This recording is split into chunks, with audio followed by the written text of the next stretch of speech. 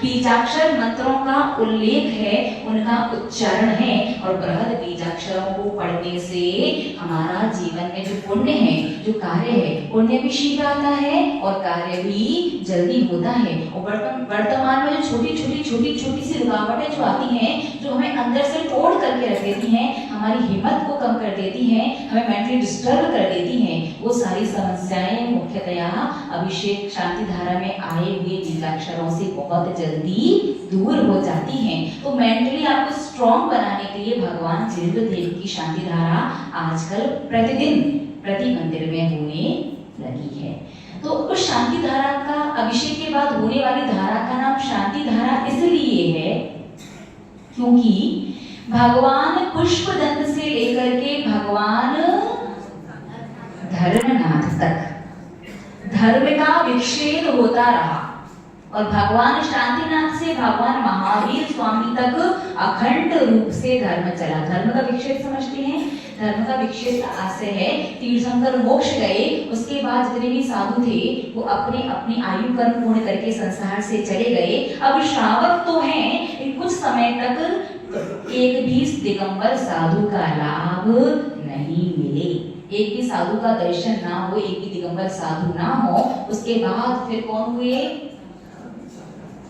श्रेयासांत भगवान हुए, फिर वो मोक्ष चले गए, उनके साथ दीक्षित, उनके बाद दीक्षित साधु अपनी अपनी आयु कर्म पूर्ण करके चले गए। फिर थोड़ी समय के लिए एक भी दिगंबर साधु नहीं रहे। इस प्रकार से भगवान पुष्पदंत से लेकर के भगवान धर्मनाथ तक धर्म में व्यवधान आता रहा। भगवान शांतिनाथ से अखंड रूप से निर्बाध रूप से दिगंबर जैन धर्म चला है। इक्का दुक्का साधु होंगे, ये साधु हमेशा रहे हैं। तो अभिषेक के बाद होने वाली धारा का नाम शांति धारा इसीलिए है कि हे भगवान जिनेंद्रदेव, जिस प्रकार से भगवान शांतिनाथ से अखंड रूप से निर्बाध रूप से भगवान महावीर स्वामी तक धर्म चला, वैसे ही हम भी भावना भाते हैं, कामना करते हैं कि इस धारा के माध्यम से हमारे जीवन में, हमारे परिवारिक जन के जीवन में, हमारी पूरी समाज में, देश में, राष्ट्र में अखंड रूप से शांति बनी रहे। ऐसा नहीं कि सुबह शांति हो जाए, दोपहर में अशांति हो जाए, शाम को शांति हो जाए, फिर रात्रि में फिर से अशांति हो जाए, ऐसे नहीं। अखंड रूप से शांति हमारे जीवन में, सभी के जीवन में बनी रहे, इसलिए उस धारा का नाम शांति धारा। और उसमें मुख्यतया नाम लिया भगवान पार्श्वनाथ का। तो देखिए, यद्यपि 3 तीर्थंकरों का उपसर्ग हुआ है, भगवान सुपार्श्वनाथ, भगवान पार्श्वनाथ, भगवान महावीर स्वामी। भगवान पार्श्वनाथ का उपसर्ग तो जगत प्रसिद्ध हो गया, सभी लोगों को पता है कि 7 दिन तक कमठ के जीव संवर देखने अलग अलग प्रकार से भगवान पार्श्वनाथ का उपसर्ग किया। लेकिन जब भगवान सुपार्श्वनाथ, भगवान महावीर स्वामी की बात आती है तो लोग थोड़े से क्या होता है, हाँ, थोड़ा समझ में नहीं आता क्या उपसर्ग हुआ होगा, कहाँ वर्णन है, कहाँ मिलेगा। कि वर्तमान में जब नालंदा विश्वविद्यालय को जलाया गया था, आप सभी लोगों ने सुना होगा, तब 6 महीने कंटिन्यूअसली जैन शास्त्रों को जलाया गया। कितना जलाया गया?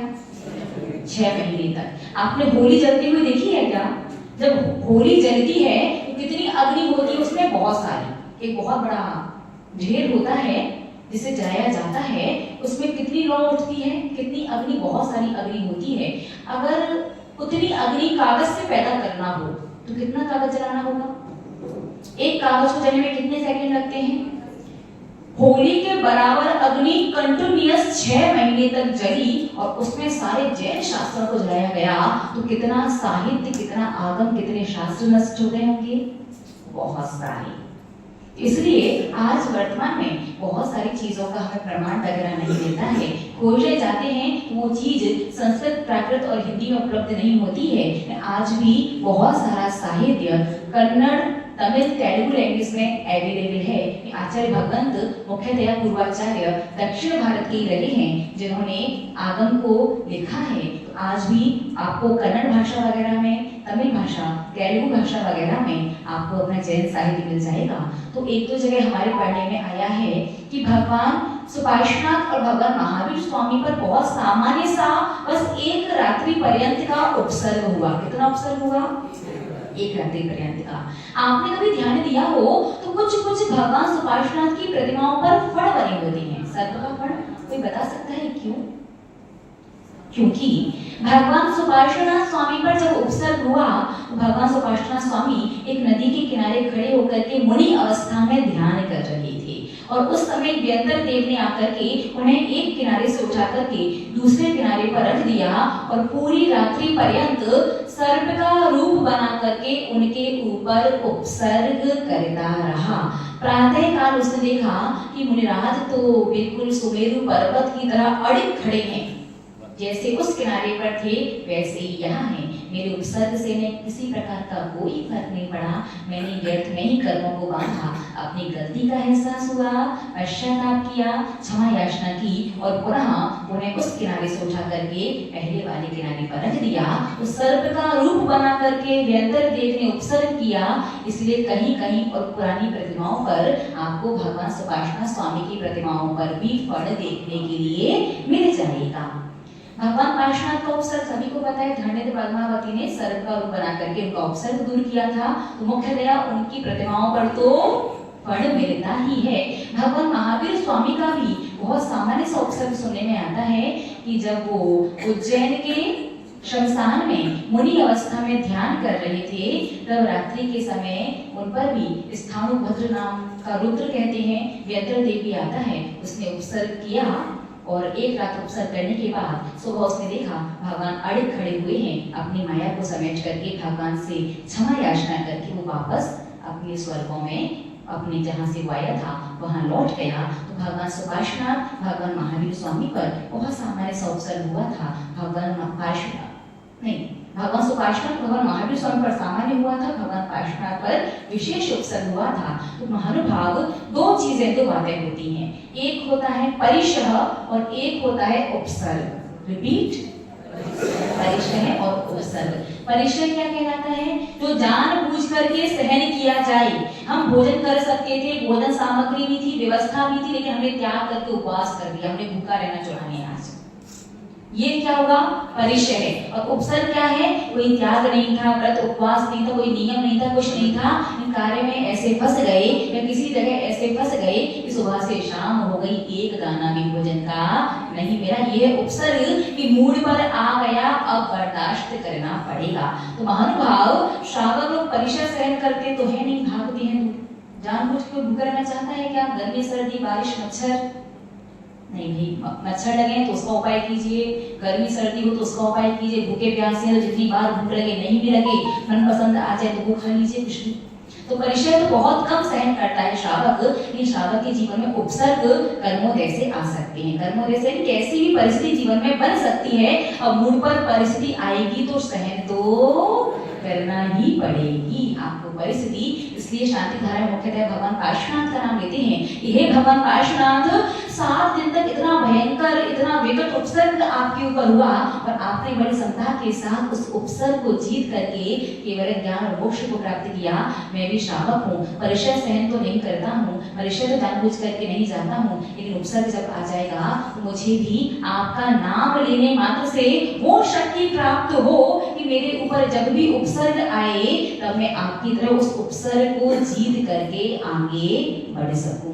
बात समझ में आई? तो जीवन में आने वाली हर समस्या, हर संकट को आप क्या कर सकें? जीत सकें, उससे आगे बढ़ सकें, वो आपको विचलित ना करे, परेशान ना करे, उससे आपको परेशानी ना हो। इसलिए आप मुख्यतया भगवान पार्श्वनाथ का नाम शांति धारा में लेते हैं। अभिषेक के बाद शांति धारा का समय है, आप करें। समय नहीं है, शांति धारा बाई चांस नहीं भी करते तो भी आपकी अभिषेक की क्रिया आधी अधूरी नहीं कहलाएगी। तो अब लगभग आपका समय भी पूर्णता की ओर है और अभिषेक शांति धारा वाला विषय भी कंप्लीट हुआ। अब अगर आपके कुछ प्रश्न होंगे इसी विषय से संबंधित तो आप अपने प्रश्न पूछ लीजिए, उसके बाद फिर आज के इस सभा को समाप्त करें।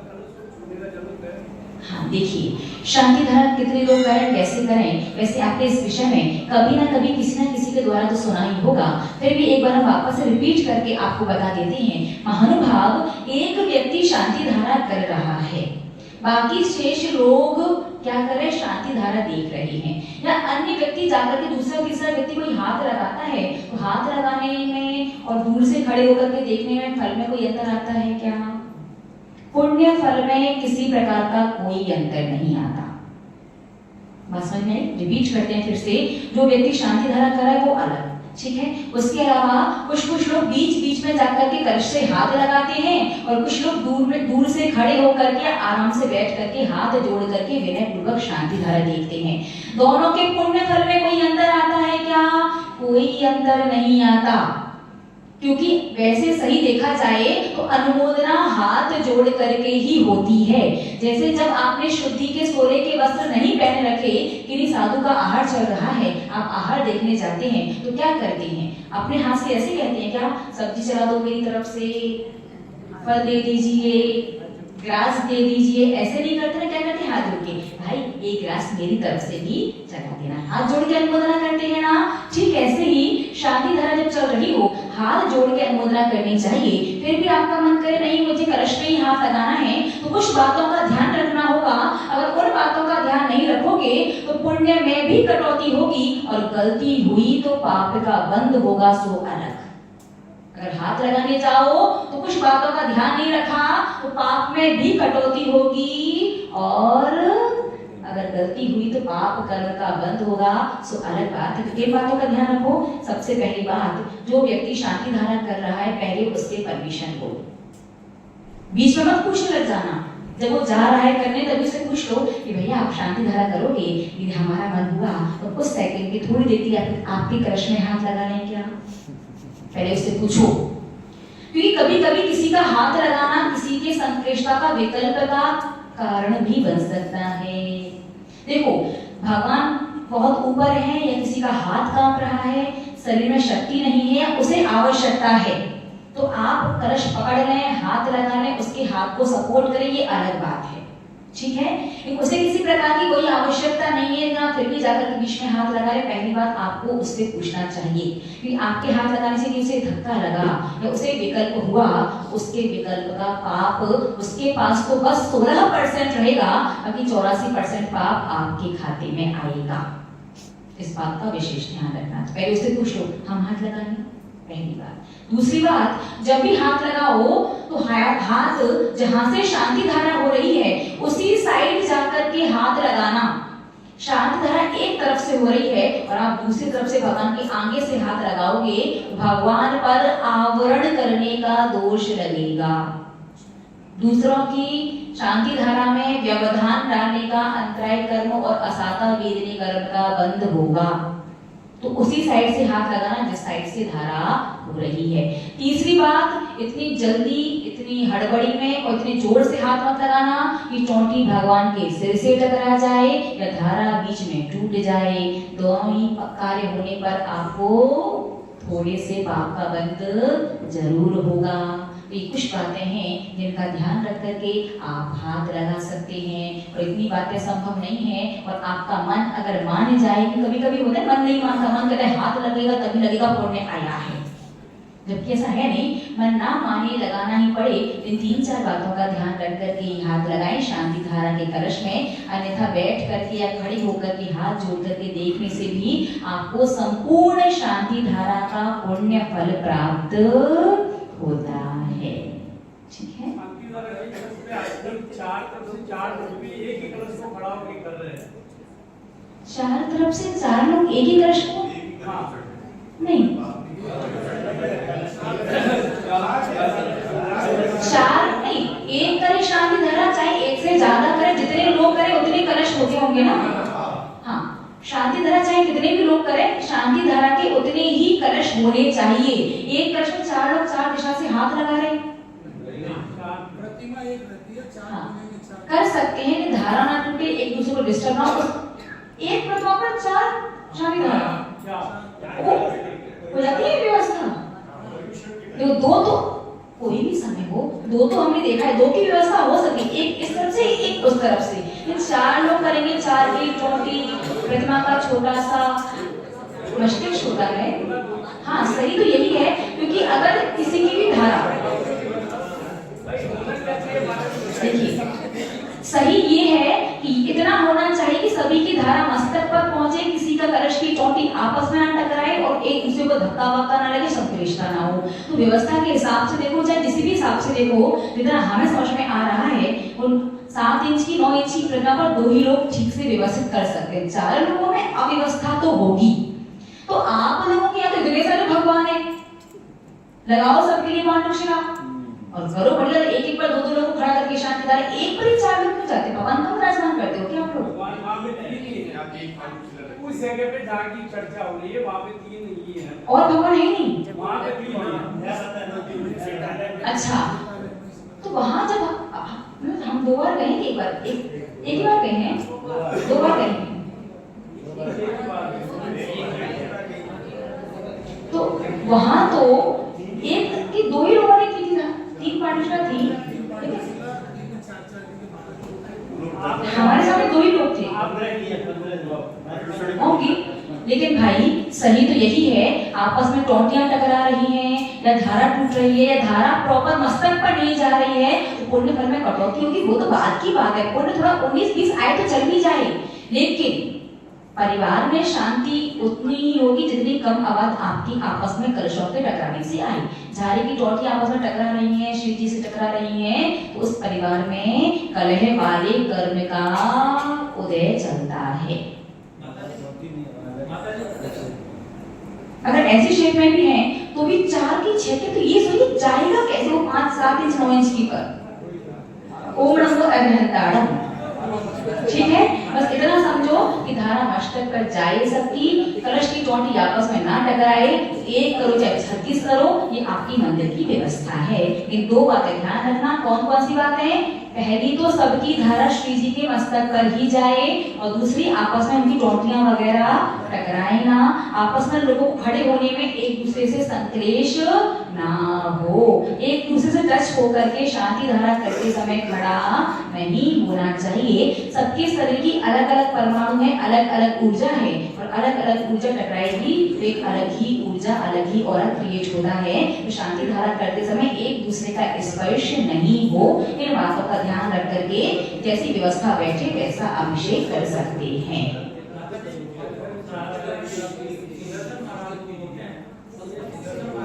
देखिएगा शांति धारा में एक शब्द आता है, ओम ह्रीम श्री सुदर्शन महाराज मम चक्र विक्रम सत्य तेजवल शौर्य वीर शांति पूरे पूरे करके। तो सुदर्शन महाराज को लेकर के लोगों के मन में बड़ा विकल्प, बड़े विचित्र बातें आती हैं। कोई कहता है कि ये शांति धारा किसी भट्टारक जी ने लिखी है और भट्टारक जी का नाम सुदर्शन रहा होगा, उन्होंने अपना नाम लिख दिया। कोई कहता है कि जिस समय ये शांति धारा चली उस समय का जो शासक होगा, जो राजा होगा, उसका नाम सुदर्शन रहा होगा, उसकी शांति के लिए ये सुदर्शन शब्द लिख दिया है। तो महानुभाव हमारा आगम क्या कहता है ये देखते हैं, ध्यान से समझिएगा।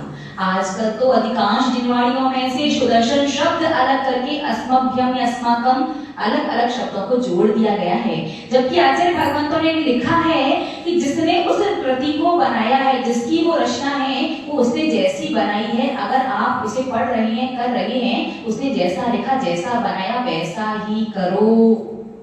अगर आपको उसमें से काट छांट करनी है तो अपनी नई रचना बना लो। किसी की कृति में काट छांट करोगे तो चोरी का दोष लगेगा।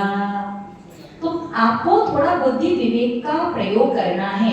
रत्न कर्णक श्रावकाचार्य की जब आप गाथा देखेंगे तो उसमें सुदर्शन शब्द का अर्थ है सम्यक दर्शन, अर्थात शांति धारा में जो सुदर्शन महाराज शब्द आया है उसका अर्थ है कि सम्यक दर्शन के प्रभाव से हमारे जीवन में चक्र विक्रम सत्य तेजो बल शौर्य वीर शांति पूरे पूरे भरपूर रहें, भरपूर रहें, भरपूर रहें। सम्यक दृष्टि श्रावक ही शादिशा करने का बंद कर सकता है, ऐसा वहां पर अर्थ निकलता है। तो आप जनवाणी में से लेके जब भी पढ़ें या जब भी वो गुरु वाला जो प्रसंग आए तब आपको वहां पर क्या पढ़ना है? सुदर्शन महाराज ही पढ़ना है।